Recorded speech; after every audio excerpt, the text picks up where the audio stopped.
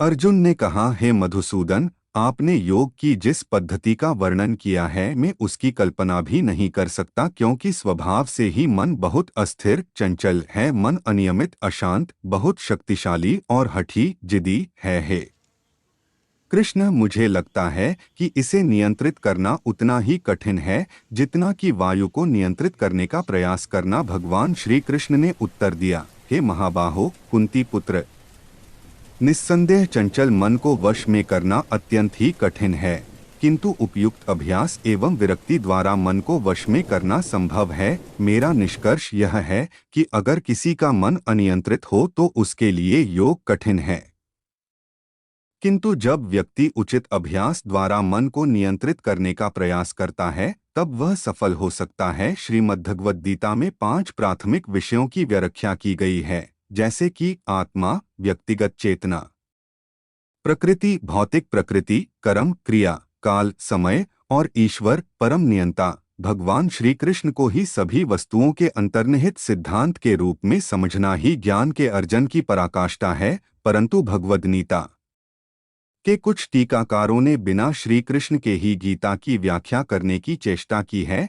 यानी कि उन्होंने ऐसी बातें कही हैं कि श्री कृष्ण केवल परम ब्रह्मन के ही अस्थायी अभिव्यक्ति थे, व्यक्ति के रूप में उनका कोई शाश्वत अस्तित्व नहीं है। या जब श्री कृष्ण ऐसी बातें कहते हैं जैसे कि वह मेरे धाम की प्राप्ति करता है, तो वास्तव में श्री कृष्ण का अर्थ यह है कि वह कुछ अन्य अवैयक्तिक व्यक्तित्वहीन प्रकृति को प्राप्त करता है। यद्यपि योग के सच गुरु एवं वैदिक साहित्य के विद्वान इस प्रकार के विचारों को अस्वीकार करते हैं, हालांकि भगवद्गीता निश्चित रूप से गृढ़ रहस्यमय है, इस कारण से कि यह परम सत्य का विस्तृत रूप से निरूपण करता है और यह बताता है कि उस परम सत्य को कैसे प्राप्त किया जाए। इसी में भगवद्गीता को समझने का खुला रहस्य निहित है।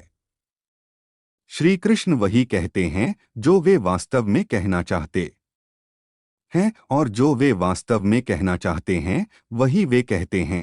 इस कारण भगवद गीता पर कोई अमूर्त काल्पनिक टिप्पणी की आवश्यकता नहीं है कि श्री कृष्ण हर जगह, सभी वस्तुओं में एवं सभी प्राणियों के हृदय में वास करते हैं। यह उपरोक्त छंदों में स्थापित किया गया है। श्री कृष्ण का कहना है कि वह सभी जीवित प्राणियों में परमात्मा के रूप में वास करते हैं और सभी जीवित प्राणी उनके अभिन्न अंग हैं। श्री कृष्ण सभी में हैं एवं सब कुछ श्री कृष्ण में निहित है। जो इस तरह से देखने का प्रयास करता है वह प्रबुद्ध ज्ञानी बन जाता है। सचमुच इस प्रकार की दृष्टि को ही ज्ञानोदय, ज्ञान का अनुभव कहते हैं। अर्जुन एक आत्मसिद्ध योगी एवं श्री कृष्ण के नित्य संगी होने के नाते ऐसे निष्कर्षों पर श्री कृष्ण के साथ वे तर्क नहीं करते हैं, परंतु ऐसी सिद्धि प्राप्त करके लिए योग की कठोरता पर अर्जुन आपत्ति व्यक्त जरूर करते हैं।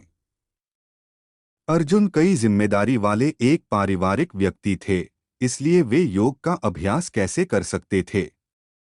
अर्जुन अपने परिस्थिति को ही उदाहरण बनाकर आम जनता के पक्ष में बहस करते हैं कि श्री कृष्ण द्वारा अब तक वर्णित मन को वश करने की कड़ी योग प्रणाली बहुत ही कठिन है, यह महज अव्यावहारिक है। अर्जुन के लिए श्री कृष्ण का यह आश्वासन है कि यदि कोई दृढ़ संकल्प से अभ्यास करे तो वह अवश्य सफल होगा। लेकिन अर्जुन की बात को समझ हुए अपनी भगवद गीता के प्रवचन में आगे चलते श्री कृष्ण निश्चित ही परम सत्य की प्राप्ति को सभी की पहुंच में ले आएंगे। अर्जुन ने कहा, हे कृष्ण, एक ऐसे व्यक्ति की गंतव्य स्थान क्या है जिसमें श्रद्धा है किंतु योग की प्रक्रिया से अपने मन को वश में न कर पाने से वह सिद्धि प्राप्त नहीं करता है। महाबाहु कृष्ण, क्या ऐसा व्यक्ति आध्यात्मिक पथ पर भ्रमित होकर बिना आश्रय के विखरे बादल की भांति विनष्ट हो जाता है। प्राणी उनके अभिन्न अंग हैं, श्री कृष्ण सभी में हैं एवं सब कुछ श्री कृष्ण में निहित है। जो इस तरह से देखने का प्रयास करता है वह प्रबुद्ध ज्ञानी बन जाता है। सचमुच इस प्रकार की दृष्टि को ही ज्ञानोदय, ज्ञान का अनुभव कहते हैं। अर्जुन एक आत्मसिद्ध योगी एवं श्री कृष्ण के नित्य संगी होने के नाते ऐसे निष्कर्षों पर श्री कृष्ण के साथ वे तर्क नहीं करते हैं। परंतु ऐसी सिद्धि प्राप्त कर के लिए योग की कठोरता पर अर्जुन आपत्ति व्यक्त जरूर करते हैं। अर्जुन कई जिम्मेदारी वाले एक पारिवारिक व्यक्ति थे, इसलिए वे योग का अभ्यास कैसे कर सकते थे।